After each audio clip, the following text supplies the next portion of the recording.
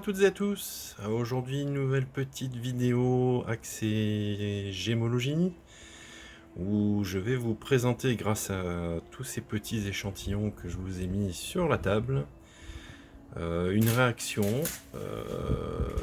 qui est très marrante à regarder. C'est donc la réaction aux minéraux aux rayons ultraviolets. Voilà. Donc, avant d'attaquer la partie expérimentale, je vais tenter très brièvement d'essayer de vous expliquer le phénomène qu'on va observer sur ces minéraux. Allez, c'est parti. Les UV, qu'est-ce que c'est? Alors les UV, c'est une catégorie de rayonnement. Alors je vous ai sur ce petit schéma représenté un peu toutes les bandes de lumière ou bandes de rayonnement qu'on peut avoir, les principales dans la nature. Alors on va commencer par ce qu'on connaît le mieux, c'est-à-dire ce qui est visible à l'œil nu. Donc c'est les couleurs traditionnelles de l'arc-en-ciel, hein. Donc ça commence avec le violet qui est ici, pour aller jusqu'au rouge qui est ici. Et au milieu, on a donc le bleu, le vert, le jaune et toutes les autres couleurs de l'arc-en-ciel. Si je suis au-delà du rouge, je passe dans une section qui est invisible à l'œil nu, qu'on appelle les infrarouges. De la même manière, si je vais de l'autre côté, si je passe en dessous du violet, j'arrive à une première bande lumineuse qu'on appelle justement les ultraviolets et qui sont invisibles à l'œil nu. Et si je vais encore en dessous, je suis dans la partie rayon X. Donc nous, la lampe aux UV, elle va agir dans cette gamme-là, donc dans cette gamme-là de rayonnement. Alors la lampe, en fait, va émettre un rayon qui est plutôt par ici. Je suis sur ce qu'on appelle des UV longs. A contrario, quand je suis proche ici, je suis dans ce qu'on appelle des UV courts.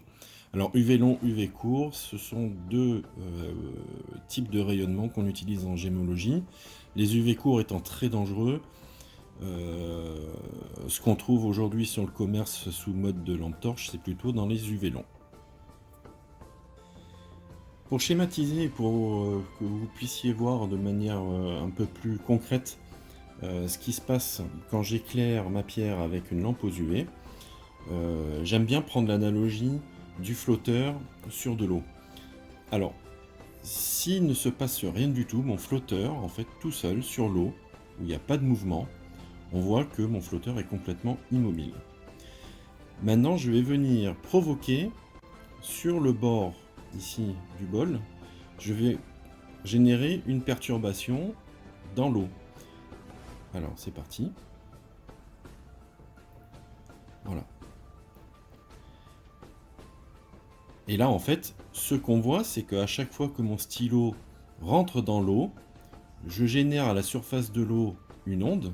Et cette onde, quand elle vient percuter le flotteur, mon flotteur se met à monter et à descendre.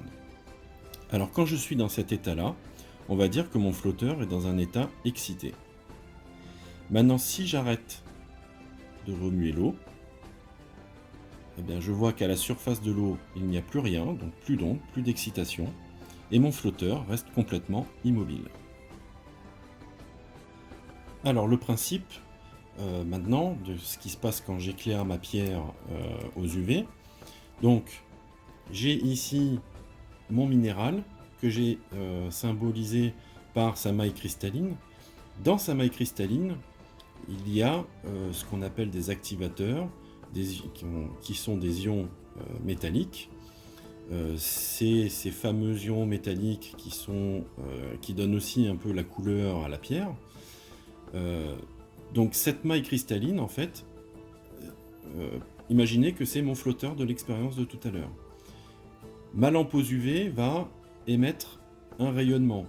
Imaginez que c'est l'onde qui était générée par mon stylo dans l'expérience de tout à l'heure. Et bien de la même manière, en fait, ici, quand cette onde lumineuse va toucher le minéral, grâce aux activateurs qui sont donc aux ions métalliques qui sont dans la maille cristalline, cette maille cristalline va se mettre à être excitée.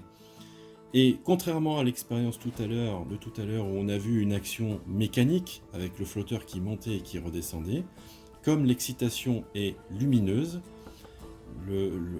ça va se traduire au niveau du minéral par une réaction lumineuse, une excitation lumineuse. C'est pour ça qu'on va observer, dans certains cas, aux UV, une couleur différente. En fait, cette couleur différente, à quoi correspond-elle?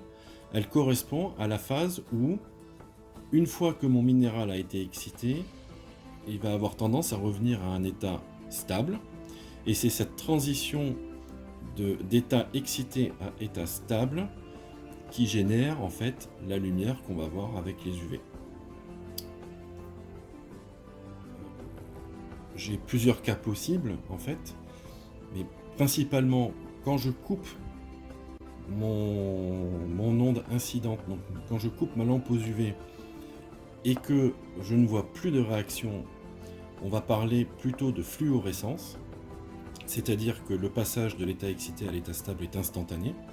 Par contre, dans certains cas et dans certaines roches, dans certains minéraux, quand je coupe ma lumière ultraviolette, eh bien, mon minéral continue à émettre de la lumière dans le temps, alors plus ou moins long, et là, on va plutôt parler de phosphorescence. Alors malheureusement, je n'ai pas de pierre, d'échantillon de pierre phosphorescente à vous montrer, donc je n'ai que la fluorescence à vous montrer en pratique, mais sachez que ça existe. Voilà.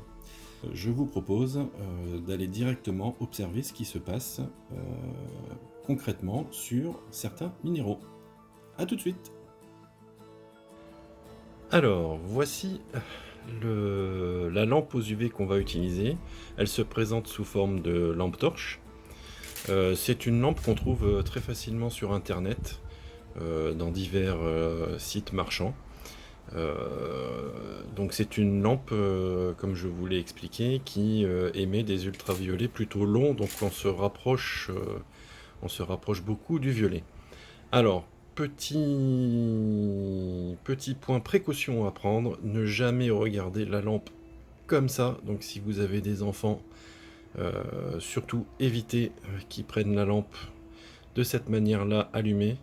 Les ultraviolets sont très très nocifs pour tout ce qui est œil et vision. Donc toujours pointer la lampe directement sur la pierre et non pas vers soi.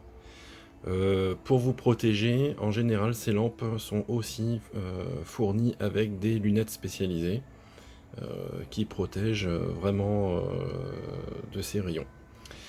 Alors, avant de commencer, je vais vous présenter rapidement les pierres qui vont être utilisées dans cette vidéo.